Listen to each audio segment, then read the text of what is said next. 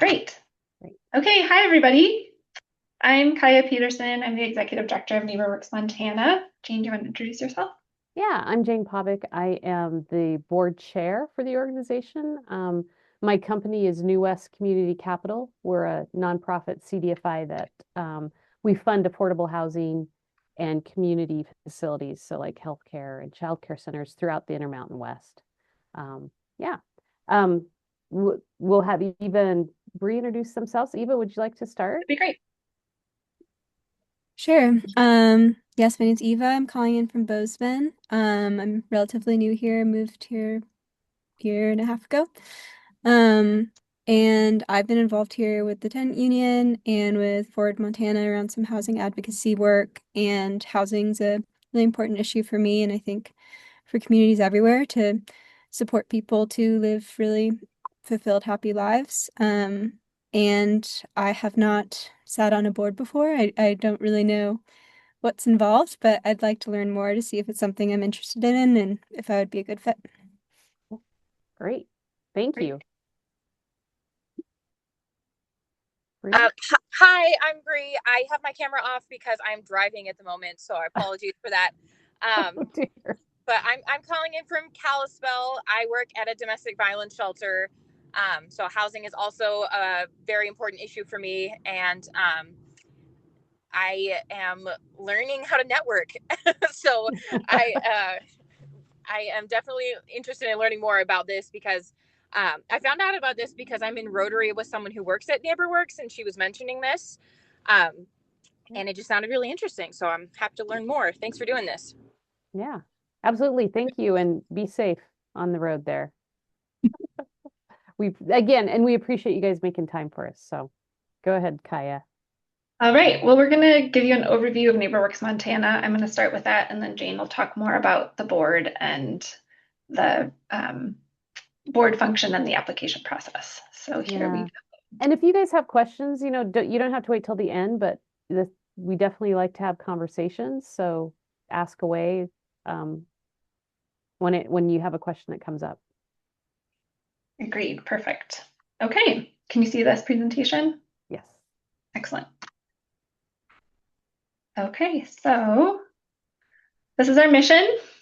We strengthen communities by providing education and financing that gives every Montanan the opportunity to live in a safe and stable home where they can thrive. Sorry, I have a throat tickle all of a sudden.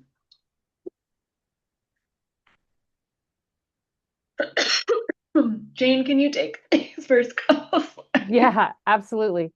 So the organization, which the board is part of setting our values along with the staff. So these are our values. Collaboration is huge in Montana. You know, I would say in the housing arena, especially, I've sat on the board of NeighborWorks Montana since I want to say 2012. So just seeing how it's evolved, and Montana has a really strong um, system of collaboration. And so that's a big piece. I think everybody understands that you can accomplish more when you leverage your resources with other organizations that share similar missions as yours. Um, we believe in strong, healthy, inclusive communities throughout the state. We encourage the voice of individuals and organizations to realize their potential. So that's the empowerment. And you'll see, we'll get into further examples of the work of NeighborWorks Montana. And you'll see all of these values come up in some of the programs and services that we provide. We do encourage creativity. And I think when it comes to, especially to housing and related services, you do have to think outside of the box. And you may be seeing that both in Bozeman and in the Missoula Whitefish area of how are we going to bring more housing to the communities that we serve. And then responsibility. We do rely heavily on data because of some of our funding sources help us guide what data we collect, and we can make more informed decisions off of that data. We want to make sure that we're using our financial resources responsibly. And again, having the data and the examples backs up that we're making the best decision for our communities, for our staff, and to really leverage the resources we have in our programming. Did I leave anything out, Kaya? That's perfect. Thank you. Okay. So we have 22 staff, and we're across the state. Our main office is in Great Falls, but we also have staff located in Missoula. That's where I'm based, along with a couple other folks, Livingston, Helena, Pablo, and Kalispell. So we have a very, almost everybody in our organization works remotely from home. And we try to get together in person and build a good staff culture, and are really intentional and thoughtful about that. So as Jane said, diving into like who is NeighborWorks Montana, what do?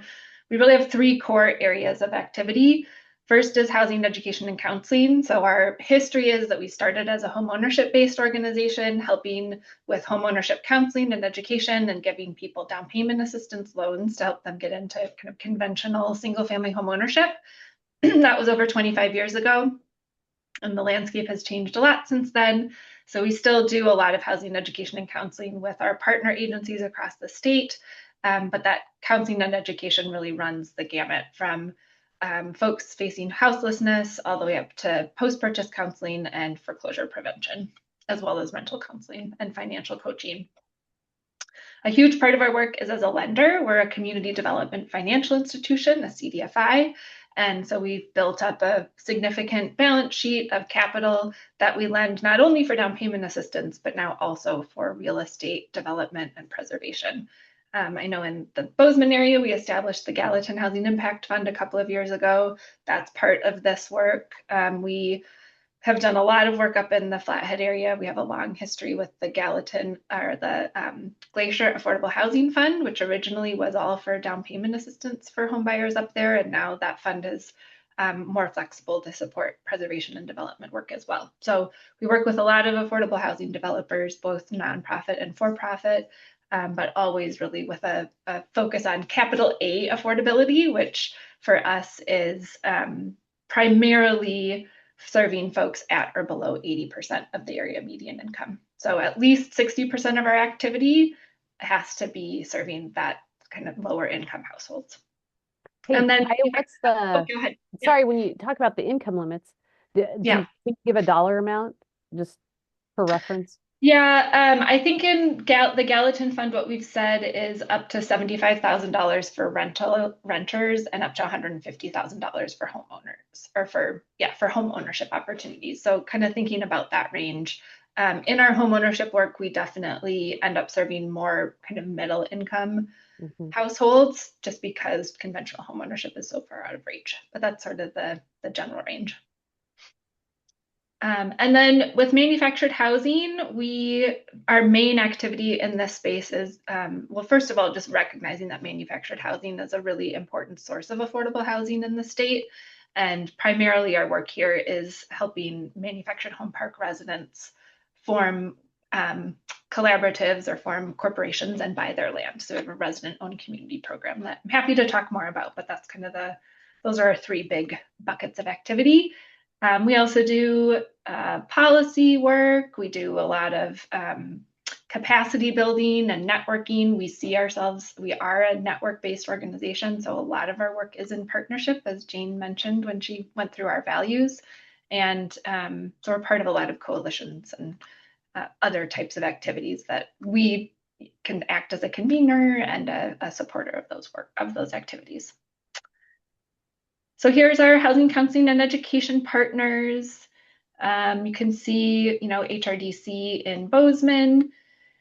And up in the Flathead, we used to work with the CAP agency there. They've decided to discontinue that program, and now Homeward is providing the education and counseling up in the Flathead. And I just saw a social media post yesterday that they hosted a class and had really great attendance. So it's exciting to see that service and support being more readily available there in the Flathead now. Our lending, I've alluded to this already a little bit. Home ownership lending, we do still do a fair bit of home ownership based lending, both with deferred and amortizing loans. Again, happy to talk more about that if it's of interest. And then our preservation and development lending has really grown a lot over the last few years. So we have our statewide pool, and then we have designated funds for the Gallatin community and the Missoula community. And can I just add, the preservation and development is mostly for, and correct me if I misstate something, Kaya, but it's mostly for multifamily rental apartments. And there are some co-ops. Yeah. Yeah, and then resident-owned communities, we also do a lot of work with community land trusts and Habitat for Humanity organizations across the state. And then, like you just said, Jane, more recently, we've gotten into housing cooperatives beyond manufactured home parks, but including helping residents of apartment buildings become owners of their properties. So we end up providing a lot of technical assistance and support, and then also typically financing on those projects. Yeah.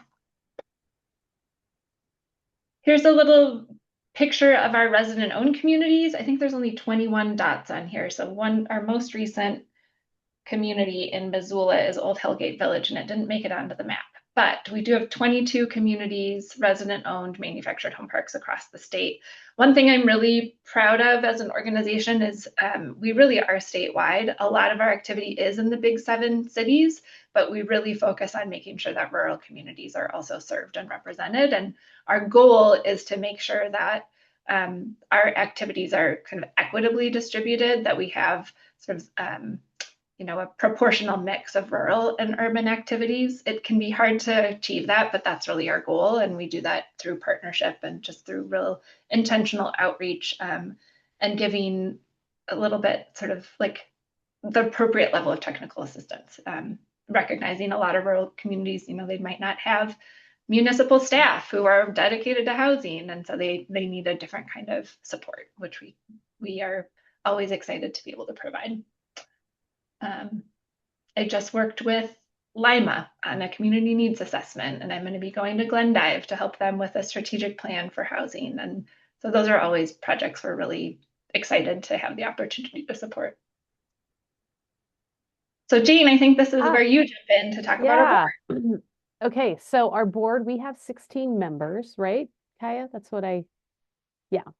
And they are from throughout the state. They represent not only geographically different areas, but also just in the industries that they work in and their disciplines. So we have nonprofits who serve LMI, low and moderate income communities. And, nonprofits could be a CAP agency. It could be another affordable housing agency. You can go on our website and you can see who's on our board. You might know some of those individuals. We have bankers, we have an attorney, we have a mortgage representative, we have some government agencies, and then we also have, when I say government agencies, it could be people that have statewide coverage, and then also some economic development associations. We have some representatives from there. So we really like to diversify the thought that we bring in, and the people just themselves, who they represent and their expertise. So what are we responsible for as a board? The governance. So the policies and procedures for all the different programs, and just oversight, or overall policies and procedures as well. We also have to manage the executive director, so that would be Kaya. She keeps us very busy in that regard.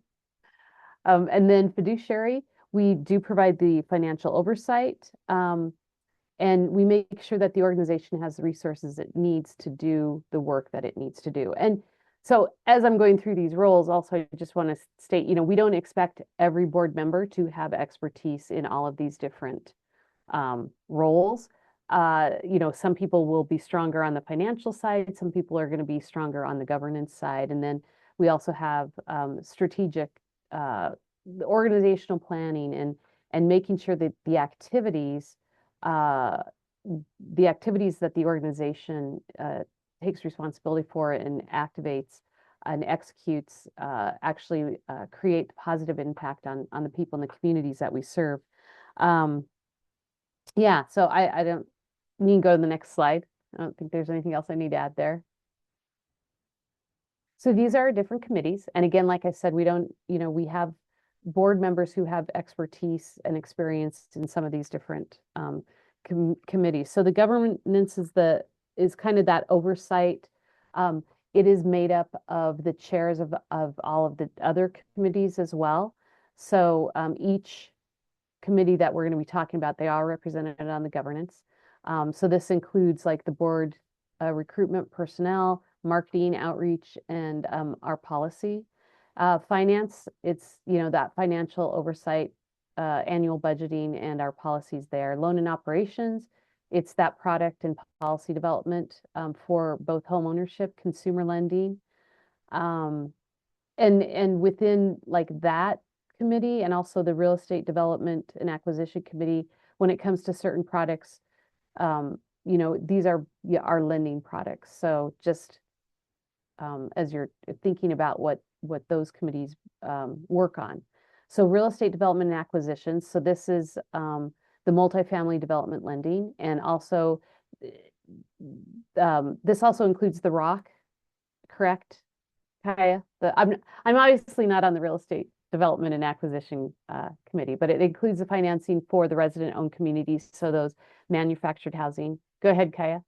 Yeah, just the financing. Most of our rock work is in the Housing Preservation and Development Committee. Yes, which is the next committee. And when Kaya speaks about that work, as she referenced before, it's really heavy in the technical assistance in that program, because you have to bring together the residents in those communities and get them up where they can run their community on their own. And then partner relations, it is exactly what it sounds like. This covers our education and counseling programs and anything that's kind of related to that work as well. Go to the next slide. Well, and yeah, I would just add a little bit here, Jane. So yeah, our committees generally meet monthly, and the work in those committees is very much those core functions that Jane pointed to in terms of governance and fiduciary and strategic. It's not operating day to day. It's really providing advice and guidance and oversight to our staff and to the organization. So there's a lot of great discussions there. We really rely on the committees as a place where we get more into the details with board members. And most of these committees also include non-board members. So as part of our recruitment process, we're always looking for people who are interested in the organization, and whether it's a board role or a committee role, both of those are things that we're looking for. And then I would also mention we do have a couple of other kind of advisory boards. We have an ad hoc policy committee. It's not a standing committee of our board, but just means that we convene periodically when we need to have a deeper dive on policy issues, and that is comprised of board members. And then we also have an advisory board for the Gallatin Fund and an advisory board for the Missoula Fund, and those each meet twice a year. So a lot of oversight and engagement and different board members, but also broader community members engaged in that work. Right. Thank you so much. Yeah, so they do meet once a month and meet via Zoom, or you dial in. So it's not in-person meetings, which we'll also talk about that as well. And so yeah, those committee meetings, they're important, and they are what guides the organization in how we serve the communities. So what are the expectations of if you're a board member? Is your commitment to NeighborWorks Montana's mission and serving those underserved populations. We like to have, like I said before, we like to have a diverse perspective and experience and expertise. So, lived or professional experience with different issues relating to housing and or the needs of low-income Montanans. So that's why, like when we talk about the CAP agencies, when we have board members from those agencies or the economic development, I mean, I think it's clearly demonstrated that housing is a critical piece of making our communities run. The Montana Housing Coalition has a saying, homes are where jobs go to sleep at night. So, there's lots of things related to the housing piece. We do like to have you serve on at least one committee. And I believe last year, Kaya, was it that the new board members were able to sit in on the different committees before they chose one? So yeah, if you are a board member, then you do have the opportunity to sit in on a committee's monthly meeting just to see if that is something that you're interested in. We have quarterly board meetings. So we have monthly committee meetings, and then the quarterly board meetings are held via Zoom because we have, statewide coverage. And then we do have one in-person meeting in September every year. And that location shifts around the state according to, what we want to highlight or what maybe we want to focus on for that board meeting. And so we do ask that you make a commitment to that one in-person board meeting. And as a board member, you're also kind of representing NeighborWorks Montana as well. So if we host like a tour or a groundbreaking or a networking event in the city that you actually live in, we would expect that you would attend the NeighborWorks Montana events in your area. And just be able to answer questions or know who to direct people to if it's a question or something that you can't answer, but just, showing up and representing and showing that you support the organization. We expect and we want board members to bring issues to the quarterly board meeting, and even in between that with like Kaya or the staff, about issues that are going in your community, and that give and take. So maybe NeighborWorks Montana is funding a new project or building a new organizing a new resident-owned community in your area. We would expect that you would be able to say, this is a good thing, this is why, maybe coordinate, like help the staff person connect with certain leaders in your community, which can be, your work community or just your personal community as well. And again, just to reinforce that we really expect the diverse perspectives and feedback and engagement from the board members on a regular basis. And Kai, I'm sure that I have left out something. So what have I left out? No, that's perfect. Yeah, hopefully Okay. that gives Okay. a good perspective on what we're looking for. Yeah. That's So it. that's all that we have, and that's a lot. So what questions do you guys have? Our emails are right there on the screen if you want to jot them down. If you have, if you don't have any questions right now, but you think of something that, tomorrow or next week, feel free to email both of us because we're here to answer any questions that you might have.